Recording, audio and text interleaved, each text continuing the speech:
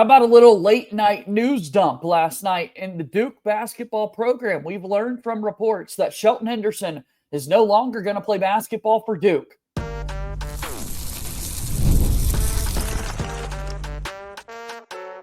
You are Locked On Blue Devils, your daily podcast on the Duke Blue Devils.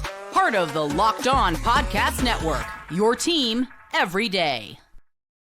Hello, everybody. Welcome into another episode of the Locked On Blue Devils podcast. My name is JJ Jackson. So excited to have you here with us today on Friday, April 18th, 2025. Locked On Blue Devils is your one-stop shop where we discuss everything going on inside the life of Duke athletics, and so grateful for everybody who makes us a part of your daily routine each and every day. I do hope that everyone has an enjoyable Easter weekend coming up here, and we can get some exciting Duke basketball news over the next few days. Today, we're going to be focusing on Shelton Henderson, who has been asked for a release from his letter of intent. He's decommitting from the Brotherhood, will not play basketball for Duke this upcoming season. We'll break it all down with Kevin Connelly from Ball Durham, who joins us once again on today's show. So a lot to dive into the program here. As always, if you have not done so already, I'd be so appreciative if you would follow and subscribe to Locked On Blue Devils for free, wherever it is that you get your podcasts. Be sure to leave us a 5-star rating and written review. I love 5-star reviews, and maybe we'll have time for some 5-star Friday shout-outs a little bit later in the program. Also, make sure that you watch our show each and every day on YouTube.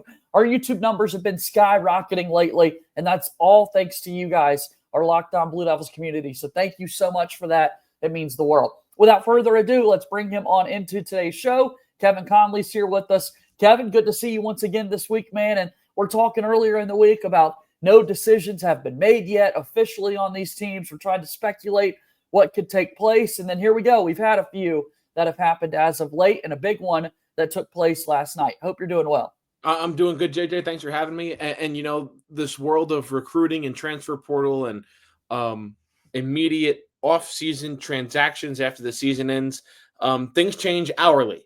And I don't know if necessarily Shelton Henderson was changing hourly. I think this was something that a lot of people foreshadowed ever since Jay Lucas took the job at Miami, considering their connection of going to the same high school in Bel Air, Texas, and he was his lead recruiter. And there were just so many parallels between in the Lucas family AAU, sir. Yeah. So there were a lot of parallels between the two.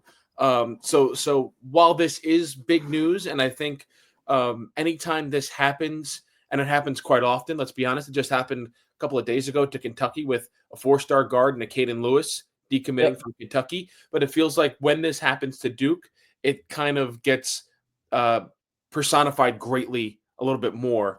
But like we said, that this kind of was an easy one to see coming down the line eventually. Yeah, I guess Mackenzie Bacco would be the last one that kind of happened to Duke as of late. He's funny enough in the transfer portal, went to Indiana for a couple of years, and now he's about to be a junior in college, and he just transferred to Texas A&M within the last week. So Shelton Henderson makes this decision, and it was one that, yes, while we saw it as a possibility, I don't know necessarily that it was in our immediate timeline of things to take place. Like, it felt as though we're going to get these NBA draft decisions and maybe some other guys on the current team entering the transfer portal. And instead, it's Shelton Henderson who's the one that ultimately decommits. He hasn't officially said anything like that on record, Kevin, about this decision. It's just been reported, and you can go and follow his social media feeds. He's deleted everything related to Duke within the feed itself, but there hasn't been a post that's, thanking the coaches and all of these other things. So haven't been able to hear it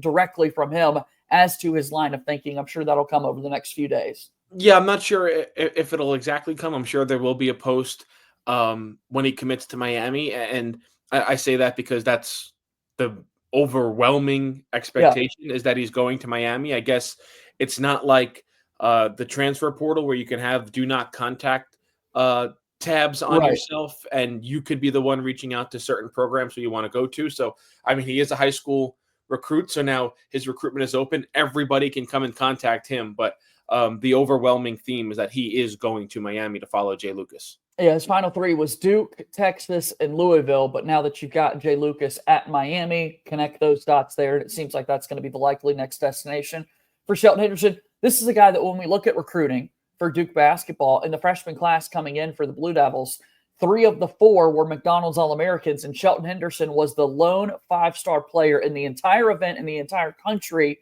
who was not selected to be a McDonald's All-American. He also was not on Team USA for the Nike Hoop Summit, so we've seen a lot of the other 3 freshmen together, and Shelton's kind of not been there because he wasn't able to play in these events and that sort of thing. I know that doesn't necessarily factor into a decision like this.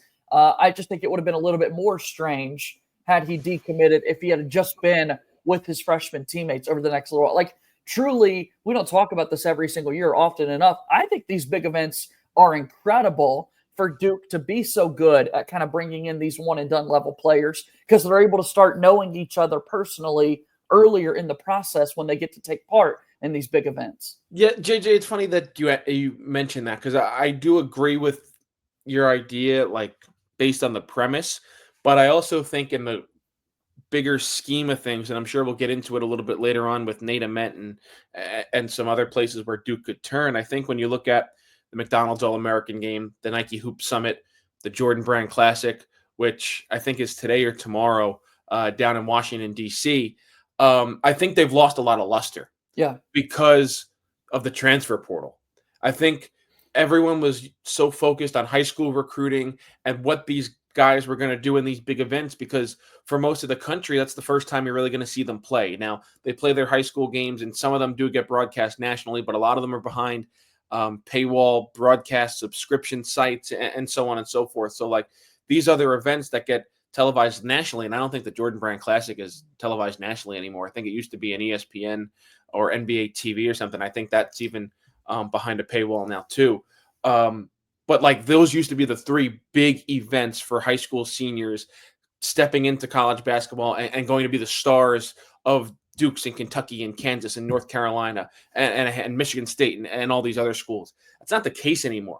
Yes, these events are still going on. Yes, they still have a high profile to a degree, but because the emphasis right now is on transfers and not high school basketball recruits, I feel like those events kind of have been dimmed down a little bit in terms of their importance and their meaning around the college basketball world. Without a doubt. Yeah. I'm excited to see kind of this next line of Duke players get to come and wear that Duke uniform. And now that we're kind of getting to the end of the showcase season, that means it's very soon. I was just looking while you were talking there, Kevin, and you're right. Today, the Jordan Brand Classic from DC, no national TV broadcast whatsoever. Instead, it's going to be live streamed on YouTube. And within the NBA app, actually, folks should be able to open it up and find a feed there. Yeah, it was funny. I was at the Jordan Brand Classic last year because there were so many Duke players in it, and it was in New York. Yeah, it was in New York. And there was a little bit of buzz around it in New York City, primarily because Dylan Harper was playing in it, ex-Duke recruit who went to Rutgers and obviously has a lot of ties locally. So there was a lot of buzz around him. But in terms of the national scale, it was a great event for the players. They had a concert after, and they go through all these events in New York City, and I'm sure they did the same thing in Washington, D.C. I don't even think the Jordan Brand Classic in Washington, D.C. is played in Capital One Arena where the Wizards and the Capitals play. I think it's actually played in like the D.C. Events and Entertainment Arena where the CAA tournament is and where the Washington Mystics play most of their games. So they're not even getting the big arena in Washington, D.C. either. So it'll be the Boozer twins and Heminia that are playing a little bit later in the Jordan Brand Classic. Funny enough, Shelton Henderson is not in this event either, and yet he's still one of the top recruits that's out there in the country. Kind of crazy, but he will not be playing basketball for Duke. Grand scheme of things, you and I are in the same page. I think Duke's going to be able to kind of pivot and make some big news here. Obviously, when you've got somebody signed, sealed, and delivered, you don't like to see something change like this in the 11th hour, but it happens from time to time. So how does Duke basketball pivot? Like, what's the next move that they can make? What are we expecting and so much more? We will talk about that after our first break. All right, Locked On Blue Devils here today is brought to you by our friends over at the Amazon Fire TV Stick. Did you know your Fire TV is also an Xbox? Turn any TV into your gaming and entertainment hub with the Fire TV Stick 4K devices, no console required. Just grab your paired controller, subscribe or sign in to Xbox Game Pass Ultimate with EA Play included, and you're ready to play. Dive into hundreds of premium titles from EA Sports College Football 25 to Call of Duty, Black Ops 6, and Avowed as easily as you stream your favorite shows. It's gaming made simple, and it's all on your Fire TV. This technology is incredible for elevated playing with Wi-Fi 6/6E and auto low latency mode. Advanced technology, Fire TV Stick 4K delivers smoother, more responsive gameplay with lightning fast speeds you need to stay competitive. 4K streaming, you can watch more than 1.5 million movies and TV episodes from your favorite subscribe services like Netflix, Prime Video, Disney Plus, Max, and so much more. Head to Amazon.com/Fire TV Locked On to get started. Xbox Game Pass Ultimate subscription and compatible controller required. Available on select devices, including Fire TV Stick 4K second generation, Fire TV Stick 4K Max first and second gen, and Fire TV Cube third generation. Fire TV Stick from Amazon is a proud sponsor of Locked On Blue Devils. Okay, the aforementioned Kevin Connelly's here with us from Ball Durham talking about Duke basketball, trying to pivot now. Shelton Henderson is not going to be a part of Duke basketball going into this upcoming season. There is still a big elephant in the recruiting world. Top 5 recruit, Nate Ament, who has not made his college decision yet. Duke is one of the finalists trying to get his services at these events like we've been talking about over the last few weeks, the McDonald's All-American Games, the Jordan Brand Classics, so on and so forth. We're getting all of this footage coming out from the Boozer twins and Nicholas Aminia actively trying to recruit Nate to come and play basketball at Duke. What's the latest, Kevin? It doesn't sound good for his chances to come and play for Duke. It seems like Tennessee. It doesn't seem like it. Tennessee has leaped Duke in as a front runner in this recruitment. Seems like he is going to go to Tennessee. I would expect an announcement from him really any time now.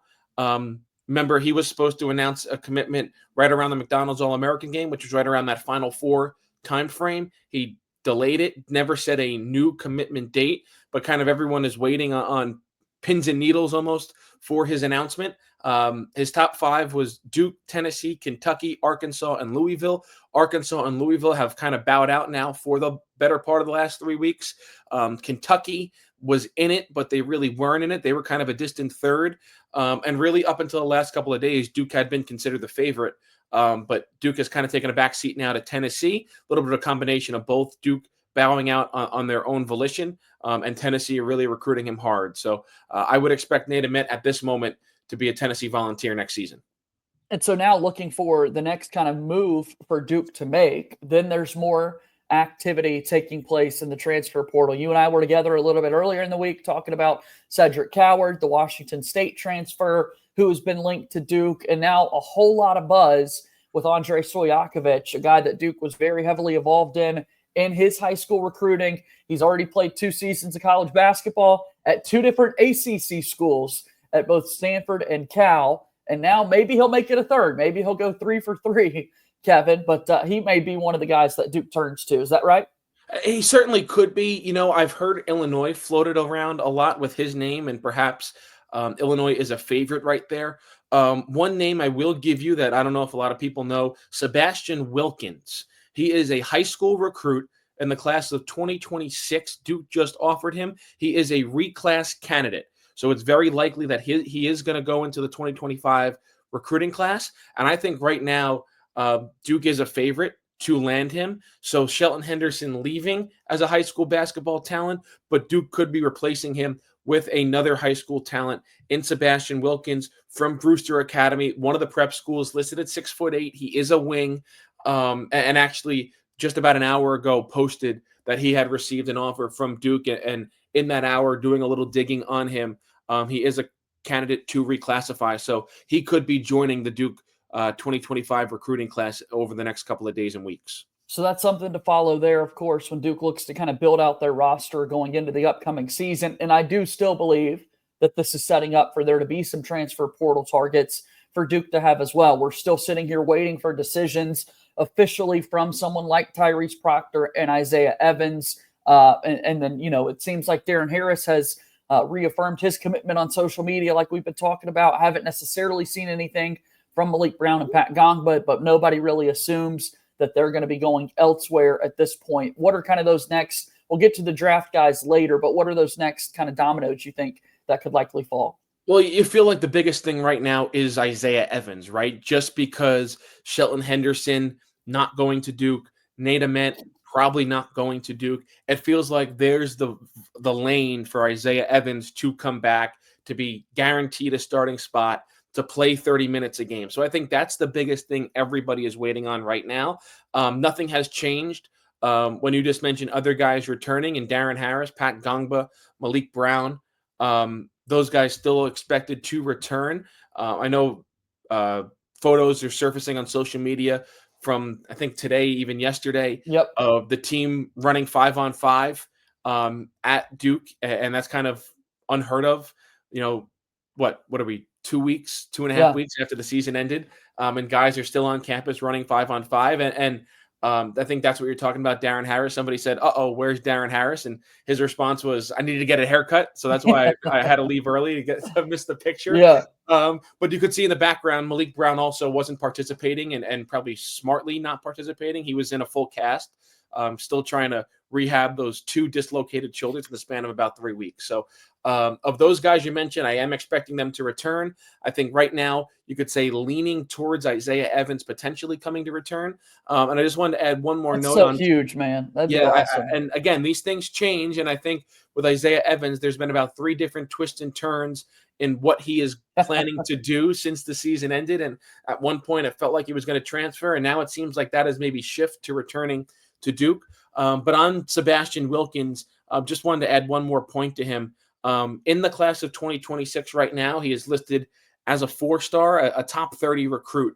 So if he would join Duke, I know they've dropped now to 4 in the high school recruiting class rankings. Maybe could get a boost up. And then you said we'll get into the NBA guys in the next segment, which obviously there is a big one still looming in Tyrese Proctor. Yep. We're excited to see what happens with the Duke basketball team and excited to kind of continue to look at what this team could look like going into next season. So we will take our final timeout here on today's show and then start to wrap things up on the other side of this break.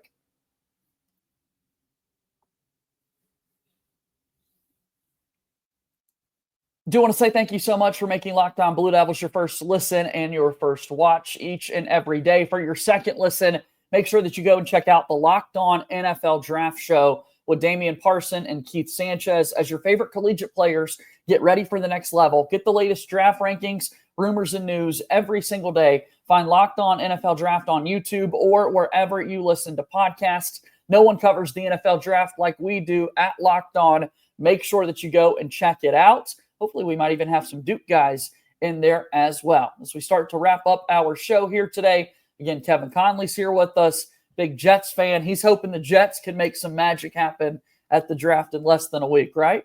I am, and you know, I was very happy watching some of that latest Aaron Rodgers interview, not having a care in the world of what he said.